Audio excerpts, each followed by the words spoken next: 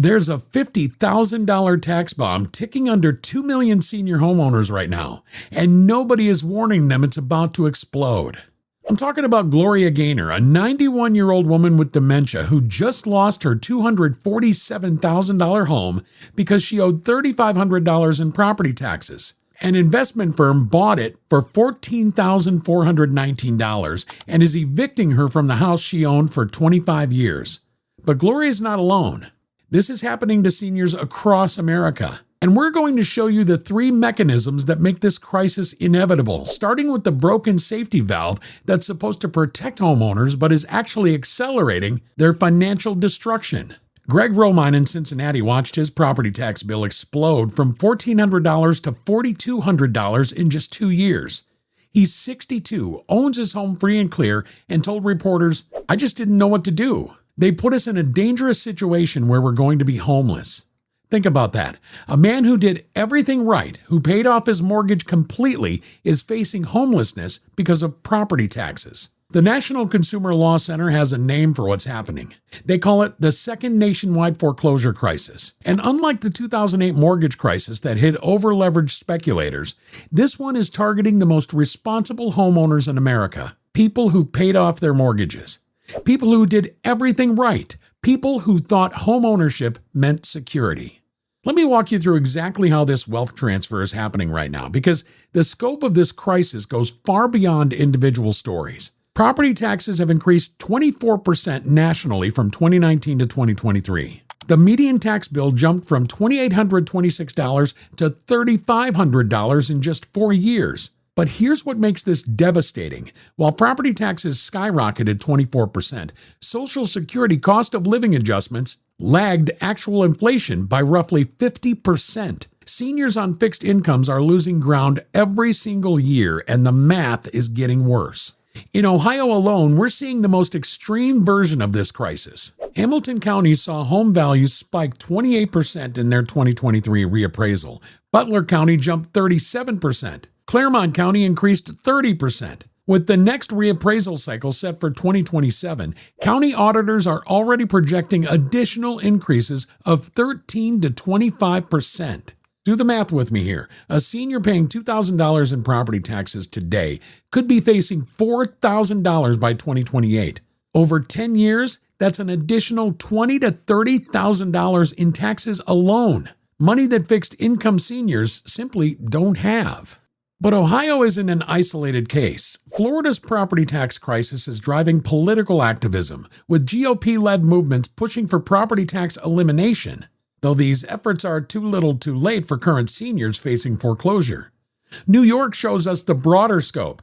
39.5% of seniors over 65 are cost-burdened, spending more than 30% of their income on housing compared to the national rate of 27.2%. We're looking at a geographic pattern that's spreading from state to state as reappraisal cycles hit vulnerable counties. Please take 2 seconds to help me out and hit the like and subscribe if you find this video interesting so far.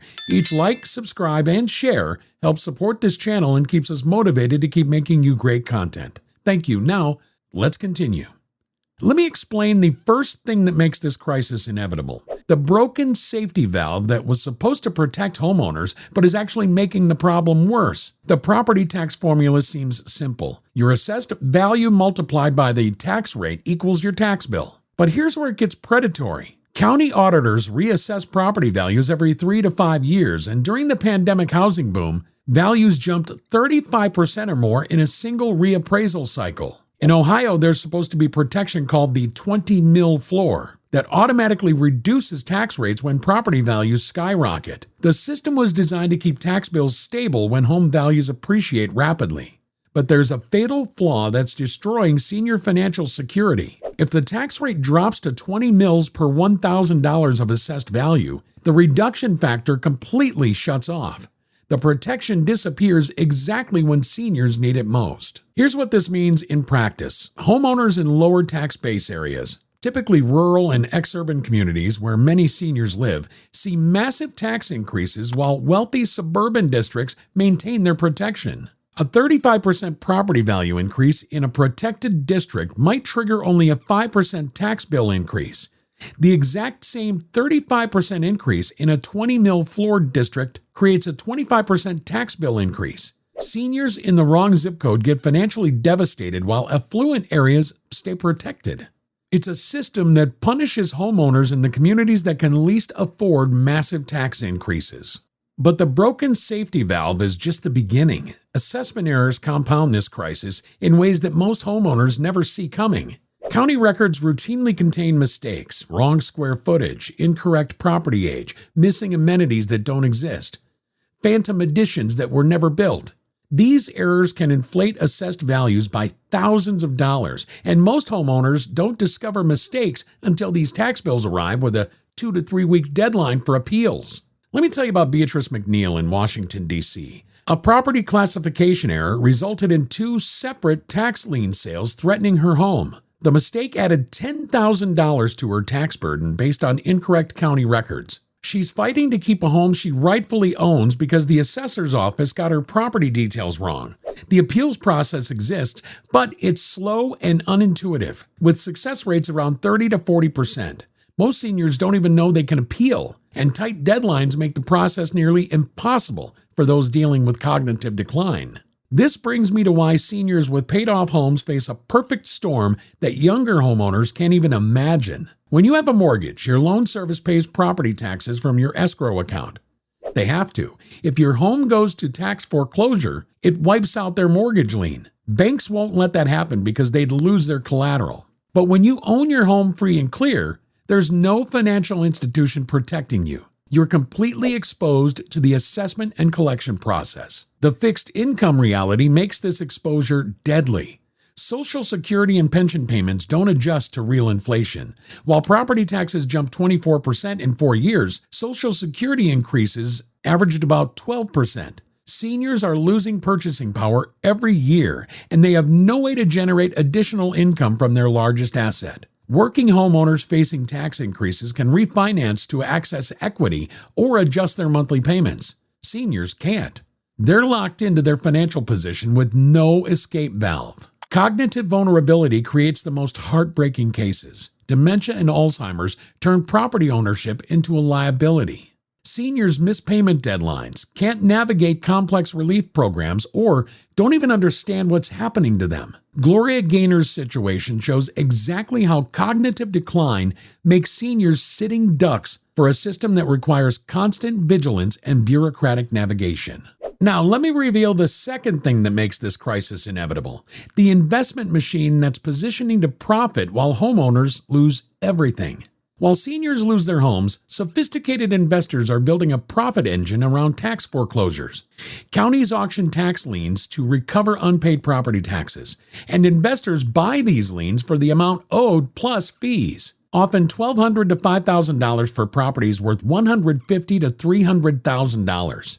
Here's how the profit scenarios work. If the homeowner redeems the property by paying back taxes plus interest, investors earn 15 to 25% annual returns guaranteed by government-backed liens. If the homeowner can't redeem and the property goes to foreclosure sale, investors can acquire $200,000 properties for $1,200 to $5,000 and then flip them for 300% to 500% profits. It's a heads-I-win, tails-you-lose system for investors with the capital to participate.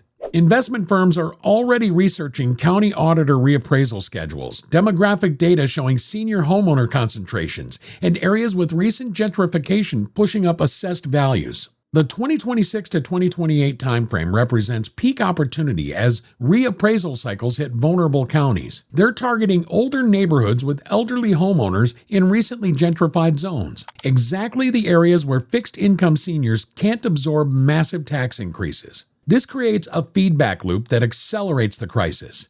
As more properties go to tax foreclosure, it creates additional housing supply that supports home values for remaining owners, but it also normalizes the process of seniors losing homes to tax collection. Investment companies start viewing senior-heavy neighborhoods as harvesting opportunities rather than communities to preserve. The geographic pattern is already emerging. Ohio represents the most acute crisis with the highest investment opportunity. Florida's political pressure is creating motivated sellers before foreclosure even happens. Texas, Georgia, and Indiana are following the same reappraisal pattern that's already devastated Ohio seniors. Smart investors are positioning in these markets before the crisis peaks, which means they're actively hoping for senior displacement.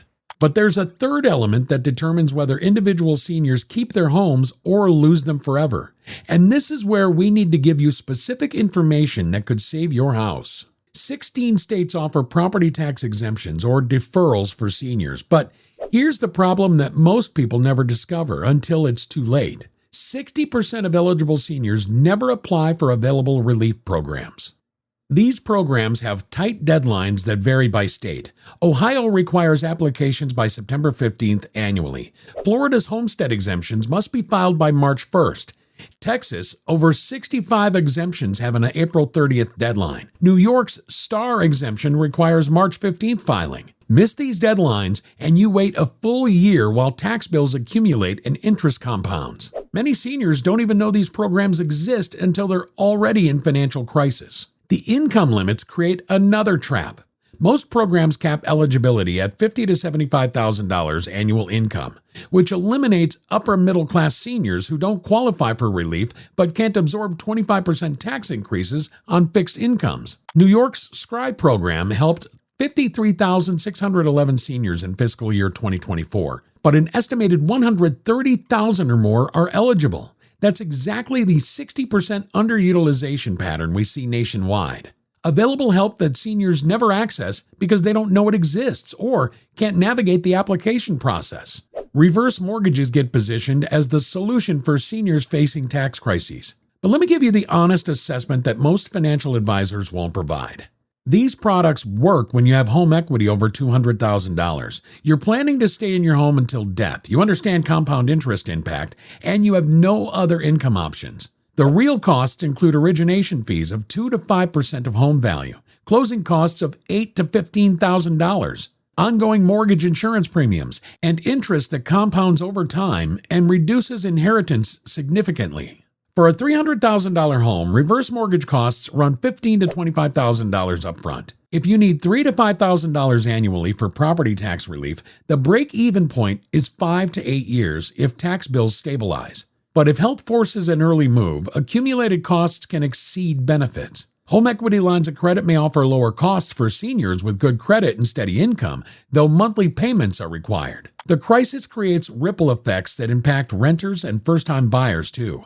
Tax foreclosures force seniors to sell, creating additional housing supply. When motivated sellers increase inventory, prices typically drop 5 to 15% regionally. For first-time buyers evaluating markets, you need to research county reappraisal schedules and factor potential tax increases into affordability calculations. A $400,000 home at 7% interest equals $2,700 monthly mortgage payments. Property taxes at 0.86% effective rate add $287 monthly currently, but post-reappraisal could jump to $400 to $500 monthly. Over 30 years, that's an additional $70,000 to $180,000 in total costs that most buyers never calculate. For current homeowners over 55, you need to check your county's last reappraisal date immediately. If your home appreciated 30% or more since the last assessment and you're in a 20 mil floor state or high reassessment zone, you're facing increased risk. Research your state's senior tax relief programs before you need them, not after you're already in crisis. Review your property assessment for errors in square footage, age, or amenities that could be inflating your tax burden. Now, let me address the pushback this analysis will generate because understanding different perspectives is crucial to finding real solutions. I know many of you believe property taxes should be eliminated entirely, and honestly, that argument deserves serious consideration. I mean, we're taxed enough. Property taxes currently fund 36% of all K-12 education spending, plus essential local services like police, libraries, infrastructure, and sewage systems. But here's the question we need to explore. Could these services be funded through alternative methods like sales taxes, income taxes, or other revenue sources that don't threaten homeownership itself? Some states are already experimenting with this approach. The challenge becomes whether alternative funding mechanisms can generate equivalent revenue without creating different problems. Sales taxes hit lower income families harder as a percentage of their spending. Income taxes require robust state collection systems that many localities don't have. But the current property tax system is clearly broken when it can force people out of homes they own outright. The real issue might not be whether we need property taxes, it's whether the current assessment and collection system is so fundamentally flawed that replacement becomes necessary rather than reform. When a 91-year-old loses a $250,000 home over $3,500 in taxes, that's a problem, and we're looking at a system that's lost any connection to reasonable governance. Maybe the solution isn't fixing the safety valve mechanisms. Maybe it's acknowledging that taxing people out of their homes violates basic principles of property rights. The downsizing argument that establishment voices always propose sounds logical but fails in practice. Median savings from downsizing run $100,000 to $150,000 up front, but transaction costs consume 5 to 10% in realtor commissions and closing costs. That's $25,000 to $50,000 lost immediately, and new homes in similar areas remain expensive.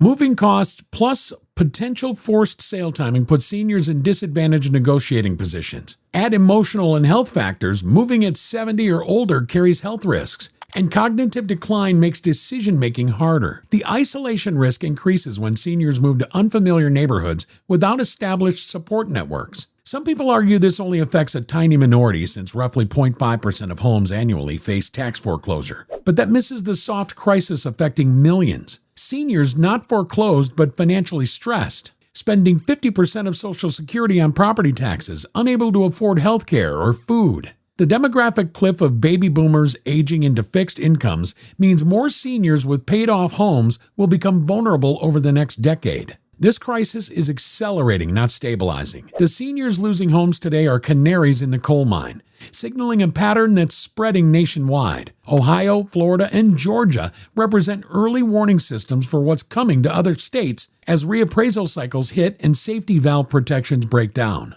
What's happening in your local market? Are you seeing property tax increases in your area? We need you to share your observations in the comments because this story is developing in real time. And your local knowledge helps identify where this crisis is spreading next. Let us know what specific topics you want us to investigate, whether it's the investor side of tax lien purchasing, the reverse mortgage industry's targeting of desperate seniors, or the political solutions that might actually help. The question isn't whether this crisis will expand, it's whether you'll be prepared when it reaches your community. The broken safety valve is already in place. The investment machine is already positioning for profits. The deadline cycles are already running. What you do with this information in the next few months could determine whether you keep your home or become another statistic in the second foreclosure crisis. If you found this video interesting, please subscribe, share, and watch this one as well.